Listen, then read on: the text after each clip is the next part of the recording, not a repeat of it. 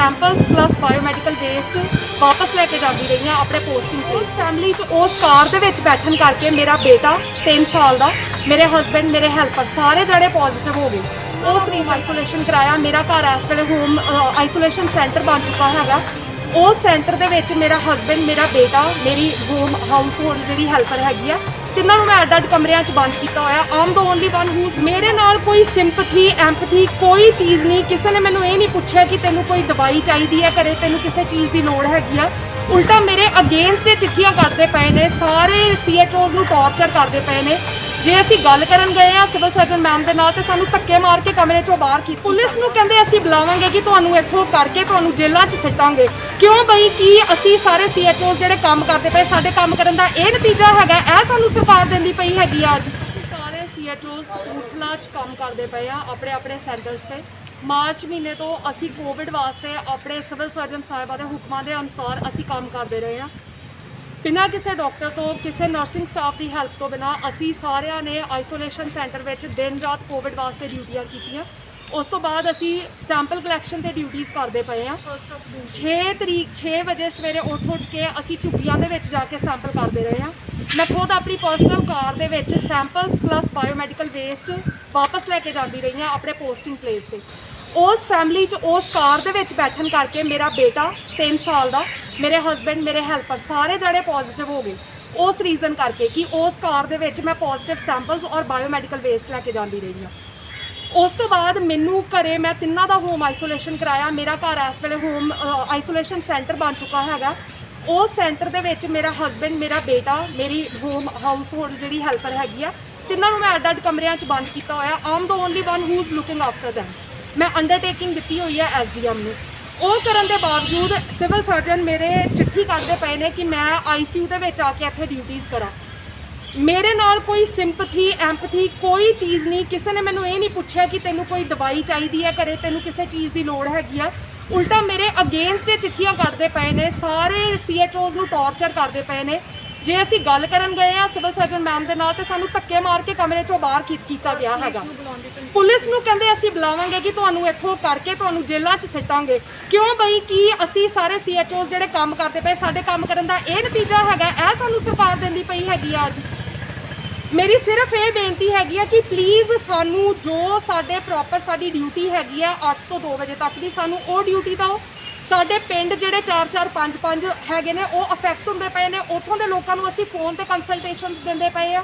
सानू इंसेंटिव्स नहीं मिलदा पिया, कुड़ियां नूं रवाउंदे पे ने कि तुसीं कित्थे ड्यूटियां कीतियां, सानू अपनी अटेंडेंस लिया के दो, फिर तुहाडे पैसे पावांगे। Government of India state government वालों ऑर्डर्स ने कि मार्च तो लैके अगले जदों तक CHOs ड्यूटी करनगे कोविड वास्ते उन्हों का पूरा इंसेंटिव दिता जाएगा। हले तक कुड़ियां रोंदियां पईयां ने इंसेंटिव वास्ते। इन्नी दूरों कुड़ियां आउंदियां ने, हर रोज़ कुड़ियां दा 1000-1500 का पेट्रोल खर्च हुंदा, कोई एक्सट्रा पैसे नहीं सानू दिंदे पे। जिहड़ा असीं काम करते पे आ उत्ते भी सानू नैगेटिव सानू बिठाउण दी कोशिश की जाती पई है। साडी कोई गल नहीं, कोई किसी चीज़ की साडी इत्थे सुनवाई नहीं होंदी पई। प्लीज़ इस चीज़ का यह मुद्दे नूं हल किया जाए, DC तक ये गल की जाए, स्टेट तक ये गल की जाए, जो इसका कंक्लूजन हैगा वो सानू कढ के दिता जाए। उदों तक असीं अपने सेंटर्स से ड्यूटी करांगे, असीं सिविल हॉस्पिटल नाल कोई कोऑपरेट नहीं करांगे। और एक गल असीं होर कहना चाहते हैं कि प्लीज़ जो भी NHM दे और जो भी CHO प्रोग्राम के जो इंचार्ज आ उन्होंने तक असीं एक मैसेज पहुँचाना चाहते हैं।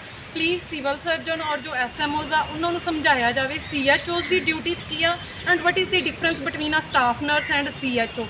ये सानू स्टाफ नर्स कह के CHOs नूं स्टाफ नर्स कह के स्टाफ की तरह काम लेना चाहुंदे आ। असी कीता है आइसोलेशन में भी काम किया है, बट हुण असी कोई भी इदां दा काम नहीं करांगे। साडे जो भी साडे कोलीग्स आ उन्हां दे नाल जदों इन्हां नूं कोई सिंपति नहीं है, इस करके असी सारे CHO कपूरथला डिस्ट्रिक्ट दे मना कर रहे हैं कि असी ICU विच काम नहीं करांगे। थैंक देखो, बीइंग अ डिस्ट्रिक्ट इंचार्ज तुसी सारे मेरे को रोज़ आंदे हो। तुहानूं अगर कदे ऐसा महसूस होया है कि मैं अपने डिस्ट्रिक्ट का या अपने स्टाफ का भार चंगी तरह नहीं संभाल रही, उन्होंने प्रॉब्लम्स को सॉल्व नहीं कर सकती, फिर तो ये गल जायज़ है। अज तक जिन्ना भी स्टाफ है उन्होंने मैं पूरी तरह नाल एडजस्ट किया है। जितों तक इन्हां CHOs का सवाल है, जदों भी अज तक इन्हां दी ड्यूटी किते लगाई जाती है हल्ला करती है। हुण साडे कोल ICU विच पोर्टेबल वेंटिलेटर्स आए ने, तुहानूं सारिआं नूं पता है। ਉਹਦੇ ਲਈ ਅਸੀਂ CHOs ਦੀ ਡਿਊਟੀ ICU ਵਿੱਚ ਰੋਟੇਟਰੀ ਲਗਾਈ ਸੀਗੀ ਕਿ ਤੁਸੀਂ ਥੋੜ੍ਹੇ ਕਰਕੇ 2-2 ਦਿਨ ਹਫਤਾ ਕਰਕੇ ਜਿੱਦਾਂ ਤੁਹਾਨੂੰ ਕਨਵੀਨੀਅੰਟ ਹੈ ਆਪਣਾ ਰੋਸਟਰ ਬਣਾ ਦਿਓ ਤੇ ਇੱਥੇ ਡਿਊਟੀ ਕਰੋ। 28 ਤਰੀਕ ਨੂੰ ਡਿਊਟੀ ਲੱਗੀ ਹੈ। SMO ਇੰਚਾਰਜ ਕਪੂਰਥਲਾ ਦਾ ਸਿਵਲ ਹਸਪੀਟਲ ਦਾ ਸਾਨੂੰ ਮੈਸੇਜ ਆਇਆ ਹੈ ਕਿ CHOs 28 ਤਰੀਕ ਤੋਂ ਲੈ ਕੇ ਅੱਜ ਤੱਕ ਉਹ ਡਿਊਟੀ ਤੇ ਆਏ ਹੀ ਨਹੀਂ। ਅਗਰ ਡਿਊਟੀ ਤੇ ਨਹੀਂ ਆਏ ਤੇ ਇਹ ਐਬਸੈਂਟ ਰਹੇ ਡਿਊਟੀ ਦੇ ਵਿਦਆਊਟ ਐਨੀ ਇਨਫੋਰਮੇਸ਼ਨ। ਇਹਨਾਂ ਨੂੰ ਅੱਜ ਇੱਥੇ ਜਿਹੜਾ ਬੁਲਾਇਆ ਗਿਆ ਸੀ ਵੀ ਤੁਸੀਂ ਆਪਣੀ ਡਿਊਟੀ ਕਰੋ। ਇਹਨਾਂ ਦੀ ਹੈੱਡ ਹੈ ਨਵਦੀਪ ਕੌਰ, ਉਹ ਮੇਰੇ ਕੋਲ ਆਈ ਸੀ, ਅੰਦਰ ਆਈ ਸੀ ਤੇ ਉਹ ਆ ਕੇ ਬਹੁਤ ਜ਼ੋਰ ਦੀ ਚਿਲਾ ਰਹੀ ਸੀ ਕਿ ਮੈਨੂੰ ਪਹਿਲੇ ਹੈਲਥ ਪ੍ਰੋਟੋਕਾਲ ਦਿਖਾਇਆ ਜਾਏ ਜਿਹਦੇ ਵਿੱਚ ਇਹ ਲਿਖਿਆ ਹੋਏ ਕਿ ਕਿਹੜੇ ਹੁਕਮਾਂ ਨਾਲ ਤੁਸੀਂ ਮੇਰੀ ICU ਡਿਊਟੀ ਲਗਾਈ ਹੈ। ਐਂਡ ਨੰਬਰ 2 ਵਾਸ ਕਿ ਉਹਨੂੰ ਕਾਫੀ ਦੇਰ ਤੋਂ ਉਹ ਐਬਸੈਂਟ ਹੈ ਡਿਊਟੀ ਤੋਂ ਵਿਦਆਊਟ ਐਨੀ ਲੀਵ। ਜਦੋਂ ਉਹਨੂੰ ਪੁੱਛਿਆ ਗਿਆ ਤਾਂ ਉਹ ਕਹਿੰਦੀ ਹੈ ਕਿ ਉਹ ਵੀ ਮੈਨੂੰ ਹੈਲਥ ਪ੍ਰੋਟੋਕਾਲ ਦਿਖਾਓ ਕਿ ਜੇ ਮੇਰੇ ਘਰ ਦੇ ਬਿਮਾਰ ਹਨ ਤੇ ਤੁਹਾਡਾ ਕਿਹੜਾ ਪ੍ਰੋਟੋਕਾਲ ਕਹਿੰਦਾ ਕਿ 17 ਦਿਨ ਦਾ ਉਹਨਾਂ ਦਾ ਕੁਆਰੰਟਾਈਨ ਹੈ ਤੇ ਮੇਰਾ ਵੀ 17 ਦਿਨ ਦਾ ਨਾਲ ਹੀ ਹੁੰਦਾ। ਮੈਨੂੰ ਕੋਈ ਛੁੱਟੀ ਲੈਣ ਲਈ ਕਿਸੇ ਦੀ ਪਰਮਿਸ਼ਨ ਦੀ ਲੋੜ ਨਹੀਂ ਹੈ। ਮੈਨੂੰ ਪ੍ਰੋਟੋਕਾਲ ਦਿਖਾਓਗੇ ਤੇ ਮੈਂ ਇੱਥੋਂ ਹਿਲਾਂਗੀ, ਨਹੀਂ ਤੇ ਮੈਂ ਇਸ ਕਮਰੇ ਵਿੱਚ ਹੀ ਖੜੀ ਰਹਾਂਗੀ। ਮੇਰੇ ਕਾਫੀ ਸਮਝਾਉਣ ਦੇ ਬਾਵਜੂਦ ਵੀ ਬੇਟਾ ਤੂੰ ਮੈਨੂੰ ਇਹ ਦੱਸ ਜੇ ਤੈਨੂੰ ਛੁੱਟੀ ਦੀ ਲੋੜ ਸੀ ਤੇ ਤੂੰ ਛੁੱਟੀ ਅਪਲਾਈ ਕਰ ਦਿੰਦੀ। ਬਟ ਉਹ ਬਿਲਕੁਲ ਵੀ ਉਹਦੇ ਦਿਮਾਗ ਵਿੱਚ ਇਹ ਗੱਲ ਨਹੀਂ ਪੈਂਦੀ ਕਿ ਉਹ ਮੈਨੂੰ ਇਹੀ ਕਹਿੰਦੀ ਹੈ ਕਿ ਮੈਂ ਛੁੱਟੀ ਕਿਉਂ ਲਵਾਂ, ਛੁੱਟੀ ਮੈਂ ਮੰਗਣਾ ਕਿਉਂ ਹੈ ਜਦ ਤੱਕ ਤੁਸੀਂ ਮੈਨੂੰ ਇਹ ਨਹੀਂ ਵਿਖਾਉਂਦੇ ਜਿੱਥੇ ਇਹ ਲਿਖਿਆ ਹੋਇਆ ਕਿ ਜੇ ਮੇਰੇ ਘਰ ਦੇ ਬਿਮਾਰ ਹੈ ਤੇ ਮੈਂ ਉਹਨਾਂ ਦੇ ਨਾਲ ਹੀ ਕੁਆਰੰਟਾਈਨ ਹੋਵਾਂਗੀ। ਇਹੀ ਮੇਰਾ ਰਾਈਟ ਹੈ and you are nobody to ask ਮੈਂ ਕਿਉਂ ਛੁੱਟੀ ਨਹੀਂ ਲਈ, ਕਿਉਂ ਅਪਲਾਈ ਨਹੀਂ ਕੀਤੀ। ਔਰ ਨਾ ਹੀ ਤੁਹਾਡਾ ਗਵਰਨਮੈਂਟ ਦਾ ਕੋਈ ਰਾਈਟ ਹੈ ਮੇਰੀ ਕਿਤੇ ਵੀ ਡਿਊਟੀ ਲਗਾਉਣ ਦਾ। ਮੈਂ ਤੇ ਸਿਰਫ ਸਬ ਸੈਂਟਰ 'ਚ ਹੀ ਡਿਊਟੀ ਕਰਾਂਗੀ। ਜਦਕਿ ਉੱਪਰੋਂ ਹੈਲਥ ਅਥਾਰਟੀਜ਼ ਦੇ ਸਾਡੇ ਸਾਰੇ ਸੀਨੀਅਰਸ ਦੇ ਇਹ ਆਦੇਸ਼ ਨੇ ਕਿ ਪੂਰੇ ਡਿਸਟ੍ਰਿਕਟ ਹਸਪੀਟਲ ਦੇ ਵਿੱਚ ਜਦੋਂ ਜਿੱਥੇ ਲੋੜ ਹੋਏ ਅਸੀਂ ਕਿਸੇ ਵੀ ਸਟਾਫ ਮੈਂਬਰ ਨੂੰ ਸਿਵਲ ਸਰਜਨ ਕਿਤੇ ਵੀ ਲਾ ਸਕਦਾ।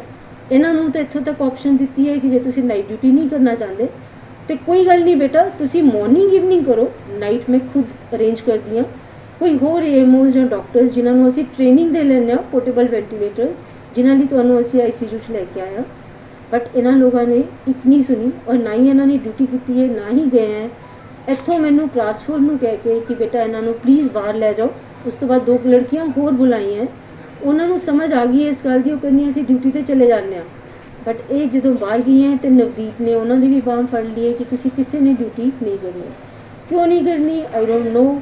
ਕੀ ਇਹਨਾਂ ਦੇ ਦਿਮਾਗ 'ਚ ਕਿਹੜਾ ਹੈਲਥ ਪ੍ਰੋਟੋਕਾਲ ਇਹ ਚਾਹੁੰਦੀਆਂ। ਅੱਜ ਤੱਕ ਜਦੋਂ ਵੀ ਇਹਨਾਂ ਨੂੰ ਕੋਈ ਵੀ ਕੰਮ ਅਸੀਂ ਆਪਣੀ ਮਰਜ਼ੀ ਨਾਲ ਦਿੱਤਾ ਹੈ, ਇਹਨਾਂ ਨੇ ਕਦੇ ਵੀ ਕੋਈ ਕੰਮ ਚੰਗੀ ਤਰ੍ਹਾਂ ਨਾਲ ਢੰਗ ਨਾਲ ਨਹੀਂ ਕੀਤਾ।